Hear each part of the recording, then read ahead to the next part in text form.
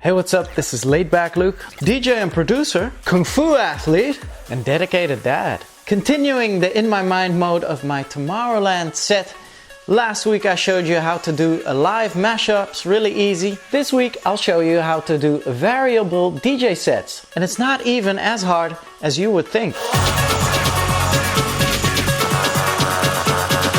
But first, a shout out to the comments of last week. NOOT with a compliment on the #1 spot. Thank you so much for that. And Nick back in the comments on the #2 spot with a very valuable comment, and I absolutely agree with you. And this exactly is my purpose for these type of vlogs as well. So you, my audience, can see how really easy and basic it is to play a variable set every single time. So I'll be mentioning my Perucaville show in this vlog as the #1 show of the year. The Perucaville after movie is now online for you to see. Make sure to check the link down below. I'm excited for you to see it. I'm excited for you to go into this vlog as well. So the 5 ways how to always vary your DJ sets. Here we go.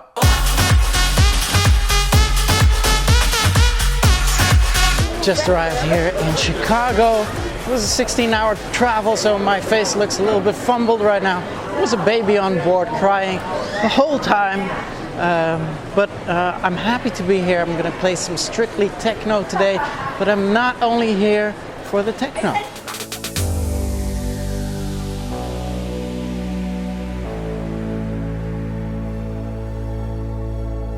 I've been waiting for the day to come where nothing's changed.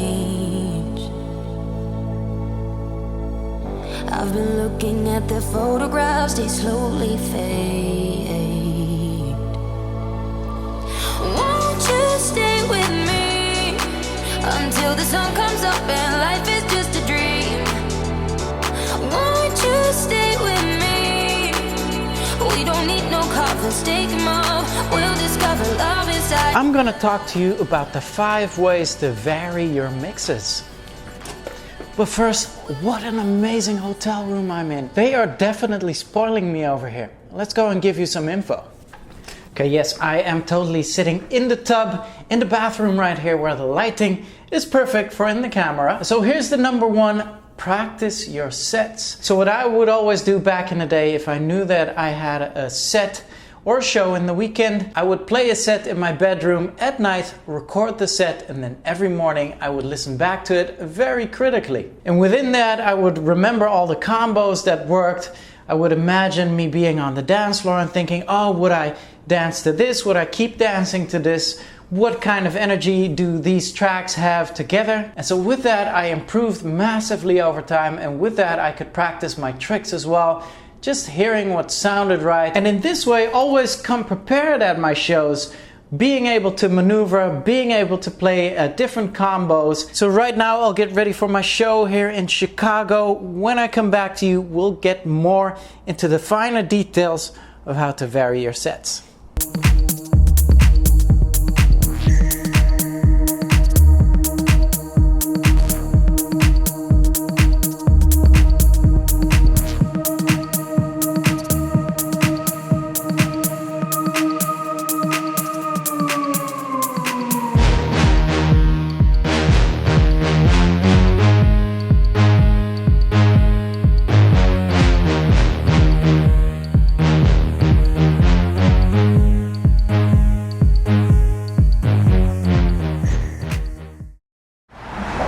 Hours later, and on 2 hours of sleep, it's time for me to fly out to Canada right now.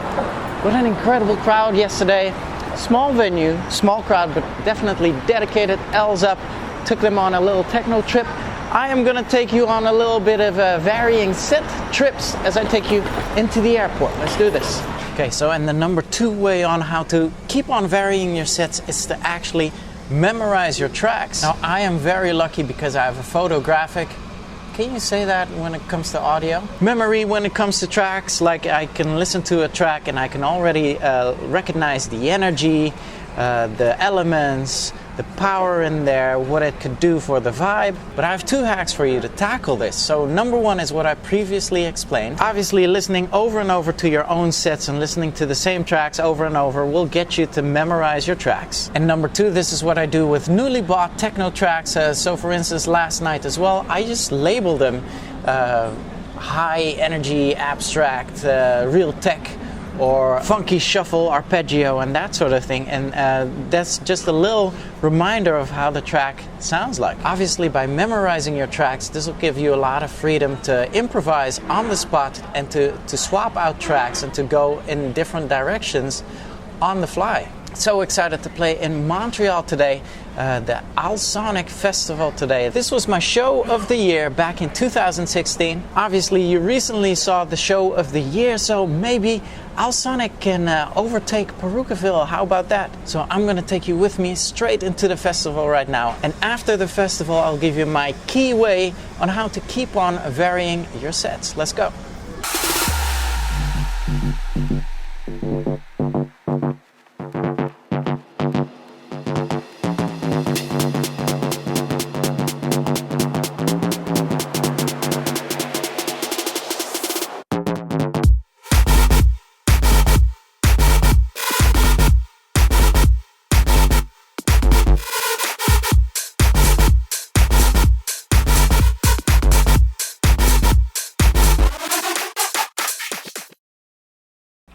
Hey, what are you guys doing there?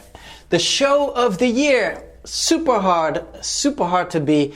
The show of the year needs to be incredible and magical. And though today was absolutely amazing, so happy to see everyone out, a lot of L's in the air, Perukaville still stands. Okay, so let's get you out there and get you some more info.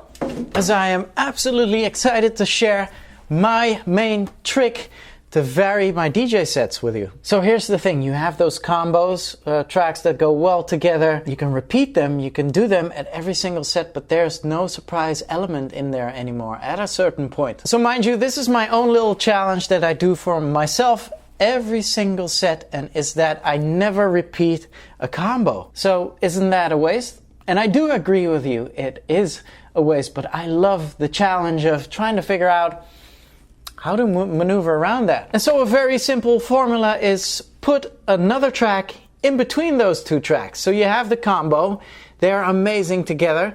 Just squeeze another track in between there. It has the same feel, the same vibe, the same type of energy. And then you still have your combo. You can mix this track like super short sometimes, or maybe this becomes a new combo. And if you've done that at the last show, then you'll need to put another track in between. And it might sound complicated and it might sound as a risk, but it'll definitely vary your sets always. Okay, so I only have an hour and a half before I play the after party here. It's another strictly techno set, so I'll be doing a lot of 3-deck mixing, which I love. Tomorrow I'm going to get back to you when we're in New York. And I'm super excited because I'm going to tell you how much more important it is to mix according to elements and energy instead of mixing in key. Make sure to stay tuned and I'll be right back. Here we go.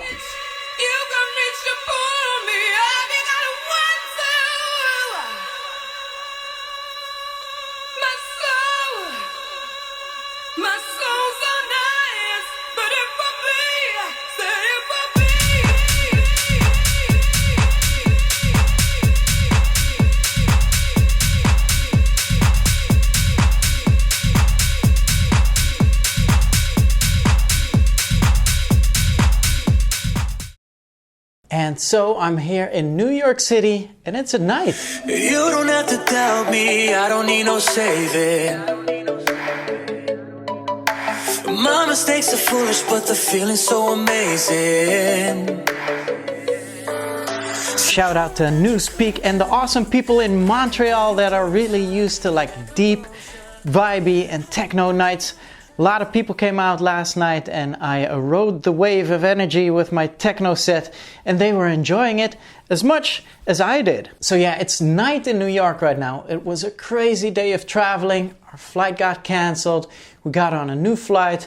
we landed. I needed to go straight to the show. So after this, you'll see footage of me DJing in my hat. I just came back from the show, but before I'll show you how I DJ'd in my hat, I want to talk to you about mixing elements and energy first over harmonic mixing. What I mean by mixing in elements is, for instance, if you have a track with organ sounds in there, a housey track.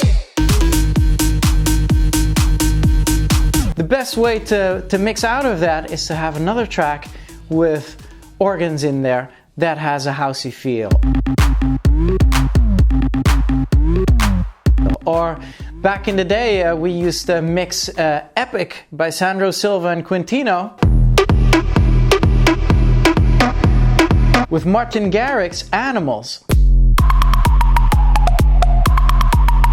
So you could tie this within mixing in genres, that's a safe thing. But you can really go very specific with this when you hear like vocals that are similar, percussion that are similar, sounds, leads, melodies that have a similar vibe and a similar dance floor type of feel in the track. Mixing with energy, therefore, is very important because then you can stack the energy of your set and keep people dancing that way. It was Logan Dakota who tweeted me this week, and he tweeted this. And fair enough, for you harmonic key mixing DJs, this sounds scary, right? So what if the track in F is a deep house track and you want to up the energy? What if the track in E is a super big room EDM track? So then you see how energy rules over the keys. I have one simple rule for when keys clashes.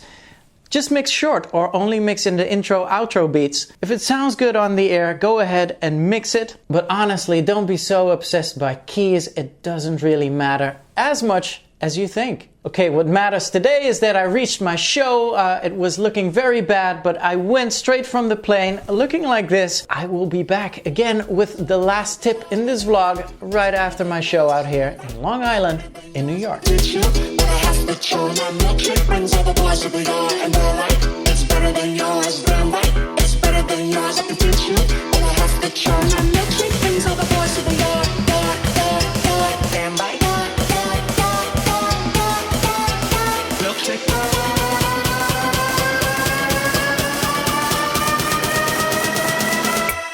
It's better than yours.